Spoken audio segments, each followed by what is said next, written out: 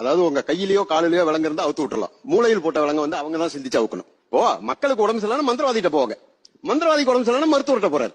தெளிவா இருக்காங்க, அதுல ஒன்றும் சந்தேகத்துக்கு வேலையே கிடையாது. இப்ப எனக்கெல்லாம் ஜுரம் வந்து சின்ன பிள்ளைல மந்திரவாதிட்ட தான் எங்க அம்மா எல்லாம் கூட்டு போனாங்க. ஆனா அதே மாரடைப்பு வந்தா கூட்டு போக மாட்டாங்க, ஆஸ்பத்திரியா போவாங்க. அப்ப சிறு வியாதிக்கு மந்திரவாதி, பெருவியாதிக்கு மருத்துவம். தெளிவா தான் இருக்காங்க.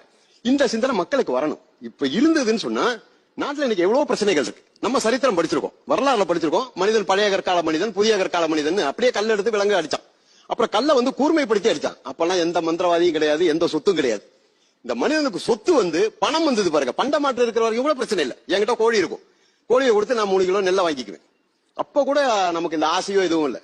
இந்த பணம்னு ஒண்ணு வந்து இந்த பணத்தை சேர்க்கும் போதுதான் பிரச்சனைகள் இருக்கும். இப்ப அங்க எதிர்கட்சியில உட்காந்துருக்கவங்களுக்கும் நமக்குள்ள பிரச்சனை அத்தனையுமே இருக்கும். வியாதியா இருக்கலாம், சொத்து பிரச்சனையா இருக்கலாம், சொந்தக்காரங்க பிரச்சனை அவங்களுக்கு இருக்கும். கோர்ட்டுக்கு தான் போகல தவிர இன்னொரு மந்திரவாதிட்ட போக மாட்டாங்க. நமக்கு பிரச்சனை ஜோசியர்ட்ட போறோம், ஜோசியருக்கு பிரச்சனை இன்னொரு ஜோசியர்ட்ட போக மாட்டார்.